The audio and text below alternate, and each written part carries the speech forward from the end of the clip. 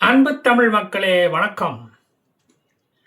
என்னடா இது, லெபனானுக்கு வந்த சோதனை, அமெரிக்காவுக்கும் ஈரானுக்கும் இடையே போடப்பட்ட ஒப்பந்தம் அது எங்களை கட்டுப்படுத்தாது என்று இஸ்ரேல் சொல்லிவிட்டது. நாங்கள் தாக்கிக்கிட்டு தான் இருப்போம், லெபனானை தாக்குவதை நிறுத்த மாட்டோம். ஹிஸ்புல்லா லெபனான் நாட்டுக்குள்ள டன்னல்களில், மிசைல் சிட்டிகளில் பதுக்கி வைக்கப்பட்டிருக்கும் ஏவுகணைகள் எல்லாம் எங்களை கொல்வதற்காகத்தானே தவிர ரம்ஜான் பக்ரீத் கொண்டாடுவதற்காக அல்ல. நாங்கள் வழக்கம் போல லெபனானுக்குள்ள டூர் போய்கிட்டு நிறைய டூரிஸ்ட் ஸ்பாட்டுகளை உருவாக்கிக்கிட்டு வந்துக்கிட்டு தான் இருப்போம். அதை எந்த கொம்பனாலும் தடுக்க முடியாது. லெபனானில் சுற்றுலாத்துறையை மேம்படுத்துவோம் என்று சொல்லிக் கொண்டு இருக்கிறது இந்த இஸ்ரேல்.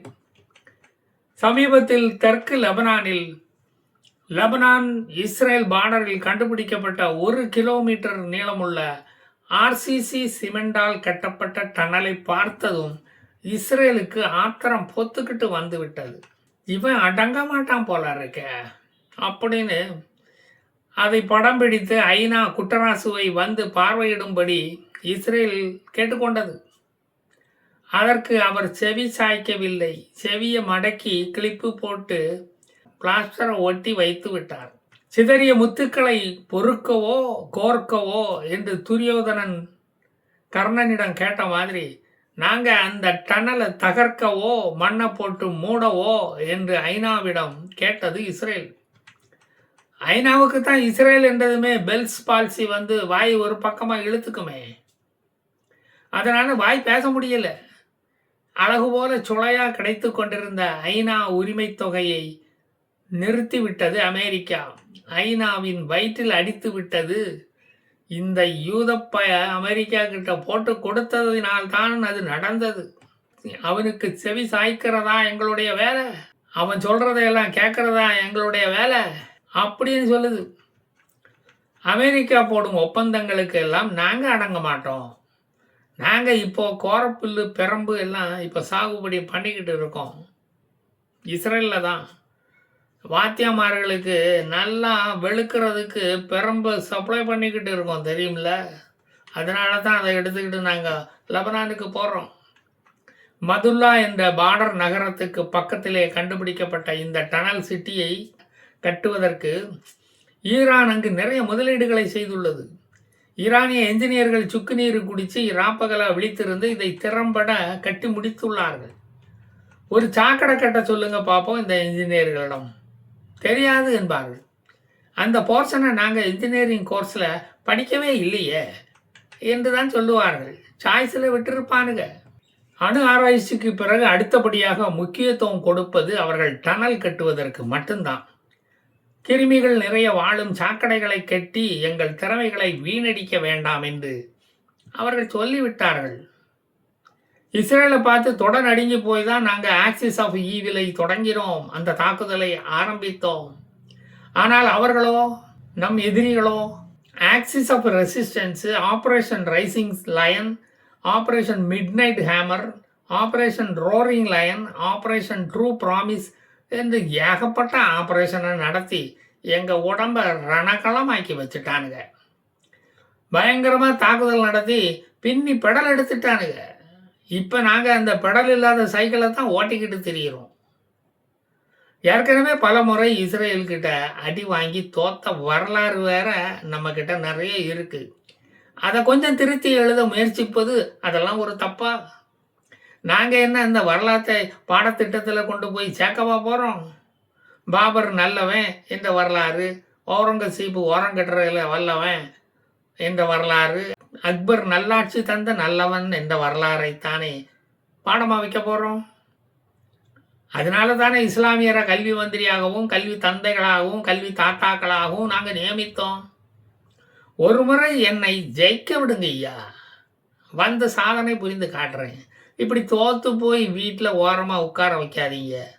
நான் தோத்ததுனால வீட்டில் பொஞ்சாதி கூட என்ன மதிக்க மாட்டேங்குது. முடி தொப்பியை கலத்தி வச்சுக்கிட்டு தலையை தடவிக்கிட்டு இருக்க வேண்டியதாக இருக்குது. மொட்டை தலையன், நரை தலையன், முளியான் கண்ணன் இவர்களை பொது மேடையில் அள வைக்க வேண்டியதாக இருக்குது. நான் சொல்லாமலே அவனுக்கு அழுகிறானுங்க மேடையில். நாங்க சொல்லாமலே அவன் தேம்பி தேம்பி அழுகிறான். தோத்ததுக்கு கூட நாங்க இப்படி அழுது அரட்டி இருக்க மாட்டோம். அப்படி அழுகுறான். நல்லா நடிப்பு கள்ளன்டா இவனுங்க. இஸ்ரேல் நேத்தன்யாகு மட்டும் என்ன மோடியா? ஒரு முறை கூட தோக்காம ஜெயிச்சுக்கிட்டே இருக்காரு. நேத்தன்யாகவும் வராண்டால வந்து கையெழுத்து போட்டுவிட்டு பேட்டாவை வாங்கிக்கிட்டு போகும் நிலை வரும் என்பதை கடமை உணர்வோடு கட்டுப்பாடாக கண்ணியமாக நாங்கள் சொல்லி எச்சரிக்கிறோம். ஆணைக்கு ஒரு காலம் வந்தால் சொறி நாய்க்கும் ஒரு காலம் வரும் என்பதை திராவிட பண்போடு கடமை உணர்வோடு நினைவுபடுத்த விரும்புகிறோம். அது எங்கள் கடமை இல்லையா? நீங்கள் எந்த ஒப்பந்தம் எத்தனை முறை ஈரானுடன் போட்டாலும் அதற்கு நாங்கள் அடங்க மாட்டோம், அது எங்களை கட்டுப்படுத்தாது என்று இஸ்ரேல் சொல்லுவதை எதிர கொண்டு போய் சேர்ப்பது? நாங்கள் என்ன தேர்தல் கூட்டணி ஒப்பந்தமாக போட்டு இருக்கோம் மொத்தமாக இப்படி புட்டுக்கிட்டு போய் எதிரியோட போய் சேர்றதுக்கு? தனிமையில் இப்படி புலம்ப வைப்பது தான் அவியல் அரசியலா? ஹிஸ்புல்லா மட்டும் என்ன பாவம் பண்ணிச்சு? கொஞ்சமாச்சும் இறக்கப்பட்டு அது கூடயும் ஒரு ஒப்பந்தம் போட்டு கை நாட்டை வாங்கிட்டு போயிருக்கலாம் இல்லையா? எங்களுக்கும் ஒரு சராசரி மனிதனைப் போல வாழ வேண்டும், தட்டு ஏந்தி கொண்டு ஐநா சாப்பாடை சாப்பிட வேண்டும் என்று ஒரு ஆசை இருக்காதா? அன்னபூர்ணா சாப்பாடு சாப்பிட்டு எத்தனை நாள் ஆகுது? எத்தனை நாளைக்கு தான் குகைக்குள்ளேயே பொங்கி சாப்பிட்டுக்கிட்டு கண்ணை கசக்கிக்கிட்டு இருக்கிறது? வெளியில நடமாட அனுமதித்தால் தானே பள்ளி குழந்தைகளை கடத்தி கொண்டு போய் கூட்டு பாலியல் வன்முறை, கூட்டு கற்பழிப்பு, கூட்டு அவியல் எல்லாம் செய்ய முடியும். எங்களோட ஒப்பந்தம் போட இஸ்ரேல் மறுப்பதன் மர்மம் என்ன? ஹிஸ்புல்லாவுடன் ஒப்பந்தம் போட மறுப்பதின் மர்மம் எங்களுக்கு இன்னும் புரியவில்லை. எங்க தானை தலைவன் தாத்தாவையும் கொண்டு போட்டீங்க, சின்ன தாத்தாவையும் காலை உடைச்சி முகத்தை செதைச்சி வெளியே தலை காட்ட முடியாதபடி பங்கர்ல பதுங்க வச்சுட்டீங்க. தலைமை இல்லாத எங்களை வெளியே தலை காட்ட விட மாட்டேங்கிறீங்களே. கொஞ்சமாச்சும் ஹமாஸ் வீரர்கள் மாதிரி ஒரு இரக்க குணத்தை எங்களிடம் காட்டப்படாதா? அக்டோபர் 7 அன்னைக்கு துப்பாக்கியை கையில் எடுத்துக்கிட்டு வேலி தாண்டிய ஆடுகள் இன்று யாருமே உயிரோட இல்லை தெரியுமா? அன்னைக்கு தோக்க எடுத்தவன் எல்லாம் செத்து தொலைஞ்சிட்டான். எல்லாம் கொன்னது இந்த இஸ்ரேலு தான். அல்லாஹ் குர்பானி போட்டு நல்லா அவர்களை தண்டிச்சிட்டான், தன்னோட கூட்டிக்கிட்டே போயிட்டான். அது உங்களுக்கு தெரியாதா? இதெல்லாம் தெரியல என்றால் எங்கள் மார்க்கத்தில் வந்து சேர்ந்து எங்கள் கோர்ஸை படிச்சுக்கிட்டு போங்க. உங்கள் வாழ்க்கையே அப்புறம் ஒரு மார்க்கமாகத்தான் போய்கிட்டே இருக்கும். ஹமாஸ் மேலே ஏன் உங்களுக்கு இறக்கமே வரமாட்டேங்குது? லெபனானில் 60% இருந்த கிறிஸ்தவர்களை 30% ஆக்குனதுக்காக எங்களுக்கு இவ்வளவு பெரிய தண்டனையை கொடுக்கணுமா இந்த இஸ்ரேல்? எங்கள் இயக்கத்தில் இருக்கிற பெண்கள் சுதந்திரத்தை பார்த்து அவங்களா வந்து மதம் மாறி எங்கள் மார்க்கத்தில் சேர்ந்தாங்க. அதுக்கு நாங்கள் எப்படி பொறுப்பாக முடியும்? உங்களை மாதிரி ஜபக்கூடங்களை அமைத்து மத கூட்டங்களை நடத்தியா நாங்கள் மதத்தை மாற்றினோம்? எங்களிடம் எந்த ஒளிவு மறைவும் கிடையாது. எல்லாம் ஓப்பனாக தான் நாங்கள் செய்வோம், பட்டன் கூட போட மாட்டோம். சாவதற்கு நாங்கள் பயந்தவர்கள் அல்ல. தற்கொலை படையை கண்டுபிடித்தது யார்? நாங்கள் தான். மார்க்கத்துக்காக செத்தால் சொர்க்கத்தில் நிச்சயம் இடம் கிடைக்கும் என்று சொன்னது யாரு? அதுவும் நாங்கள் தான். செப்டம்பர் 11 அன்னைக்கு விமான பறவையை கொண்டு வந்து ட்வின் டவரில் மோத வைத்து மக்களை அழித்தது யாரு? அல் கொய்யா மரத்தில் பழங்களை பறித்து பாகிஸ்தானில் செவனேன்னு நிம்மதியாக தின்னுக்கிட்டு இருந்த ஒசாமா பின் லாடனுக்கு பாடம் கட்டியது யாரு? அது நீங்கள் செய்த பயங்கரவாதத்தினால்தான் அவர் செத்தார். அது உங்களது பயங்கரவாதமாக தெரியவில்லையா? அப்படி பார்த்தா நீங்களும் ஒரு தீவிரவாதி தான். நாங்கள் லேசாக ஒரு பொட்டு வெடிச்சா கூட அதை உடனே தீவிரவாதம் அப்படின்னு சொல்கிறீங்க. பயங்கரவாதம் என்று ஊர் பூரா போய் பரப்பவும் செய்கிறீங்க. இந்த உலக மக்களையே கொஞ்சம் கொஞ்சமாக அமைதிப்படுத்தி கொண்டு இருக்கிற எங்களது சேவையை பாராட்டுவதை விட்டுவிட்டு விடிஞ்சா விடியலை பார்க்காமலேயே அவர்களை மேலே அனுப்புனதை குத்தம் சொல்லிக்கிட்டு இருக்கீங்களே. நீங்கள்லாம் உருப்படுற மாதிரியே தெரியல. கோவிலுக்கு போவீங்க, டாக்டர்கிட்ட போவீங்க, ஆனால் உண்மையான உடல் அமைதியை நாங்கள் காட்டுறோன்னு சொன்னால் அதை கேட்டால் எங்களை பார்த்தாலே ஓட்டம் அடிப்பீங்க. உங்களை புரிஞ்சிக்கவே முடியலையே சார். எங்கேருந்து தான் நீங்கள்லாம் வாரீங்களோ? ஒரு அமைதி ஒப்பந்தம் போட்டு எங்களை அமைதிப்படுத்தி இருந்தால் நாங்களும் நிம்மதியாக இருந்திருப்போம்ல. உங்களுக்கு அதில் என்ன குறைஞ்சு போயிடும்?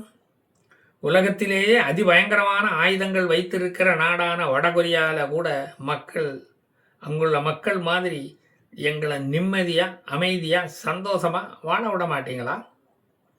அமெரிக்கா வலிமையான நாடு இல்லை என்பதையும் இஸ்ரேல் தாக்க முடியாத நாடு அல்ல என்பதையும் நிரூபிக்கத்தான் எங்கள் தேசத்தந்தை அண்ணல் காமினி அடிகள் அயராது பாடுபட்டார். அதை நிரூபித்துவிட்டு அவர் போய்விட்டார். அவர் இறந்தும் ஈரானிய மக்கள் மனதில் வாழ்ந்து கொண்டுதான் இருக்கிறார். அவரை மாதிரி இன்னொரு தேசத்தந்தை காமினி காந்தி வந்து இவ்வுலகில் பிறக்க மாட்டாரா என்று இஸ்லாமிய சமூக உலகமே இங்கு ஏங்கி கொண்டு கிடக்கிறது. அவன் வரமாட்டான், அவன் வரவே மாட்டான். எதுக்கு வரணும்? எனக்கு இன்னும் நல்லா வேணும், இன்னமும் வேணும், இதுக்கு மேலேயும் வேணும் என்று தருமி மாதிரி இப்படி நம்மளை புலம்ப வச்சிட்டீங்களே. போயிட்டு நான் அப்புறமா வந்து மீதியை வந்து புலம்புறேன். வரட்டா? ஜெய் ஹிந்த்.